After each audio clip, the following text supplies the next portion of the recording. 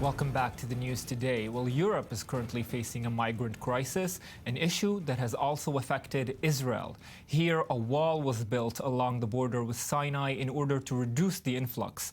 But there are still tens of thousands of people from Eritrea, including some accused of spying on behalf of the Eritrean regime. i24 News correspondent Daniel Campos has more. Who supports the ruling regime and who opposes it? Who is a traitor and who is a real patriot? Eritrean asylum seekers in Israel claim Eritrea's authoritarian regime has infiltrated spies into its 34,000-strong community. Embassies and consular services do have supporters outside Eritrea.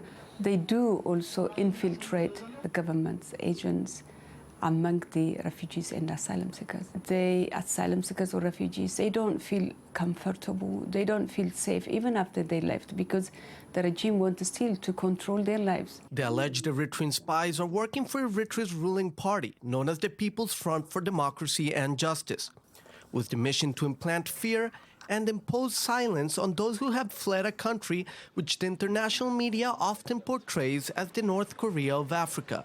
The spies are watching, listening, and reporting to the regime on the activities of dissidents. It is impossible to say how many there are. Obviously, no one will admit to being an informer for the regime, but there is no doubt that they do exist. So many Eritreans are so terrified to speak about what they really went through when they were in Eritrea. So that's what it is. I mean, the regime wants to still control every Eritrean in diaspora. Eritreans in Israel pay a 2% monthly diaspora tax out of their salaries through the embassy. Many claim that if they don't pay the tax, their families back in Eritrea will suffer the consequences. In South Tel Aviv, we meet an Eritrean political dissident who is willing to share his experience regarding the tactics used by the regime to harass and intimidate the Eritreans. He agrees to be interviewed on conditions we don't show his face. He fears his family in Eritrea might be punished or face persecution. Whenever an Eritrean citizen goes to the embassy, to the Eritrean embassy here in Israel, he should have to pay the 2% tax.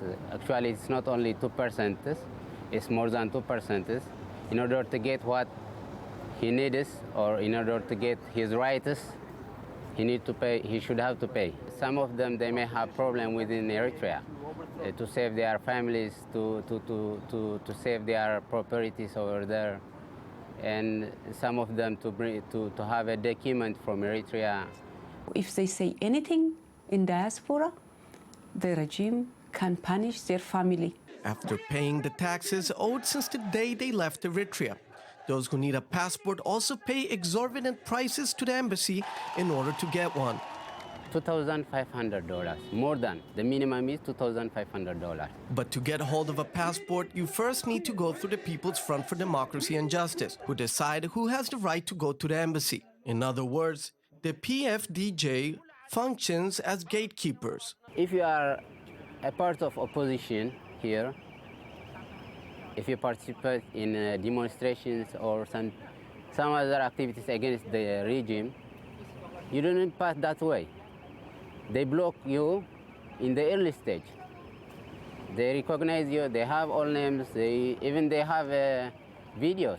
The split in the Eritrean community became evident in 2013, when at Kibbutz Kinneret on the Sea of Galilee, a violent battle between pro-regime supporters and the opposition took place, resulting in dozens of injured being brought to the hospital. Currently, the economy of the Eritrean regime benefits greatly from the remittances received from abroad. Most experts believe that remittances account to at least 32% of Eritrea's gross domestic product, and it continues to grow as approximately 5,000 Eritreans leave the country every month. In December of 2011, a UN Security Council resolution called on Eritrea to cease using extortion threats of violence, fraud, and other pressure tactics to collect taxes outside of Eritrea from its nationals. Whether Israeli authorities will take action to limit the activities of the Eritrean embassy in Israel yet remains to be seen. Yes, and I'm joined for tonight's debate by Mu'tasem Ali, Sudanese asylum seeker. Good evening. Good evening, Ayman. And I24 news correspondent Daniel Campos. Good evening, Daniel. Good evening, Ayman. Good evening, Mu'tasem. Thank you very much. Mu'tasem, I want to begin with you. Such a complex and painful story. It would seem that something like this coming to light, people who are asylum seekers accused of spying, would tarnish the plight of those who are truly asylum seekers. When you see this story, how does this make you feel as an asylum seeker in Israel? First of all, thank you very much for being here. And I think it's not very much surprising. And they're basically about the political issues within Eritreans and political situation in Eritrea. But speaking of refugee issue, this is individual assessment to a personal case. And at the end of the day, there are a lot of people who might be advantaged and do not need support, such as regime supporters and all of that. But I can guarantee that a lot of people also need to be assessed in a proper and fair way, in a fair and transparent way. And I'm sure that there are many, many refugees, and we have examples of many Eritreans and other Africans at the part of the world, and they're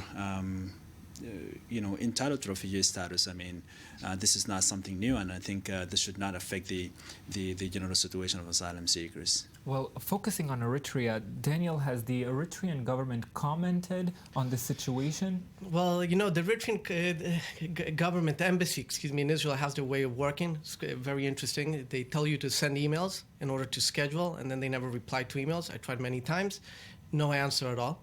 In 2009, I also tried getting a passport to go to Eritrea, and the same thing. I left my passport, went back 2 months later, no stamp, no nothing. They pretty much have this way of working, of keeping people, obviously, from discussing these subjects. Well, it seems in line with what we saw in your story about the Eritrean human rights lobby and its work internationally. It's not very strong. Exactly. I mean, it may be due to what Elizabeth Chirum explains, that a lot of them feel intimidated and don't want to speak. Although I believe that the other cause is because there are many who are also not refugees, who are not interested in politics, or they're apolitical. They may be migrant workers or migrant, we can call them also refugees. They're fleeing a regime that obviously has them living under very bad conditions, also economic. The $35 a month is the minimum wage in Eritrea, sort of. So, I mean, it could be also that these people not interested in politics, they moved here, again, to make a living, and also to many countries in Europe, and therefore the lobby is strong. It could be many reasons. It's very difficult to know why the Eritrean lobby is very weak. Even tonight, who is speaking here? Mu'tasem Ali.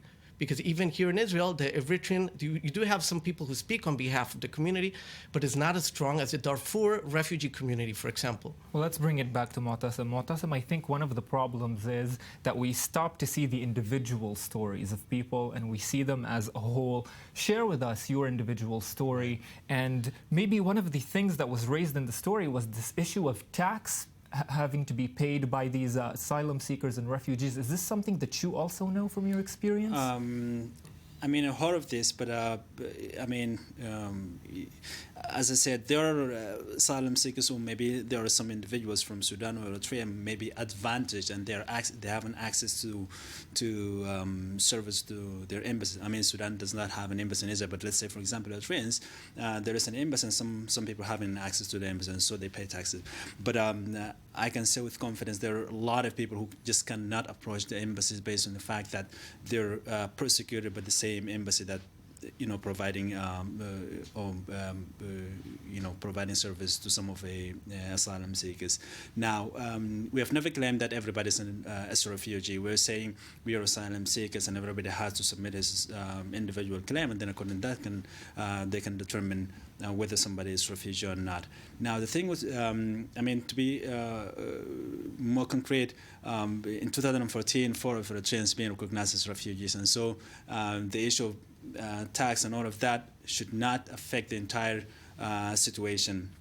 as somebody from Darfur, I have no even valid passport so that they can just, even speak of the tax that I can pay to my country. So this is not something that I'm familiar with, Yes. especially with Sudanese. We will get back to Darfur in just a minute, but first share with us your own personal story. So, as you know, Darfur is a region that's going through genocide until today. By the way, this week, Sudanese government launching intensive air bombardment in western part of Darfur.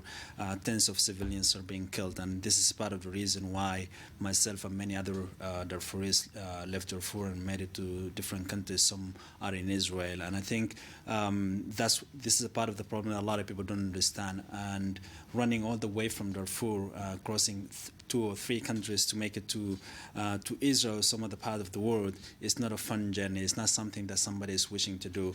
I haven't seen my family for 13 years. This is not something that I really wanted to see. And I just found myself in Israel without a plan, without a pre-plan to make it to Israel, just based on the fact that Egypt is not a safe place, and there was always a fear of deportation back to Sudan. And so I had to come to Israel with the notion that Israel could be a safe place, based on the fact that Israel does not have any diplomatic ties with Sudan. In addition to that, the first people who stood for the cause of Darfur, especially in America, were American Jewish. And that gave an impression that Israel might be a safe place. And so I made it to Israel, and in fact, the welcome was pretty nice in the very beginning, but then the society became more hostile, not receptive, and I think some officials of the government helped to make the situation that worse. And with regard to Eritreans, many were just kidnapped from eastern Sudan refugee camps, and they found themselves in Sinai, and they had to pay a lot of money in order to make it to Israel for a safer place. And we didn't have an option to file an asylum, and then it was just happened at the end of 2012, beginning of 2013, until today. There is nobody is being identified as refugee except for.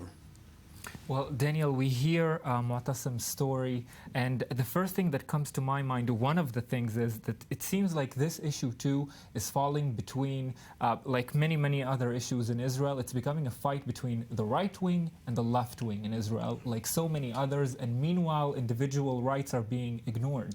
Absolutely. Yeah, it's definitely, like I said, many human rights activists and groups in Israel are painting a picture. Mu'tasim is being clear. He's saying not all of us are refugees. That's why it's important for a system to exist in which you can determine who is and who isn't by checking each one's individual case. Like I said, there's a lot of opportunism as well. People who came in, even, for example, there are certain ethnic tribes. In the case of Darfur, we have the Zagawa, which you also have in Chad. You have some people from Chad who came into Israel, and they say we're from Darfur because they're from the same one of the ethnic tribes that's persecuted in Darfur. So it's a very complex issue, and it's very important for a system that determines and who could really study the case of each one and the geopolitics of where these people are coming from to determine if they're refugees or not. When it comes, obviously, to the right wing and left wing, it's a non-healthy debate. You have, again, people using the migrant issue to, again, as a statement against the right-wing government, which I do believe the right-wing government is definitely not managing the situation properly, but it's also being opportunist to use this specific issue as a statement against the right-wing government. And on the other side, we have, people like Mai Golan from the Hebrew city exploiting this for her own political purposes, also Baruch Marzel from the party Otzma Israel, who use it also for their own purpose. Hardcore right-wing. Hardcore right-wing. To say nobody is a refugee, there's no such thing as a refugee. So again, we're caught between two polar opposites, which really are affecting the debate on this issue in an objective way. Mu'tasim, when we look at these two polar opposites, as Daniel mentions, to what extent does the system of distinction truly work? And how much success is Israel having in really looking at who really does deserve asylum and who doesn't? And in the way, aren't people who really need asylum being overlooked, paying the price?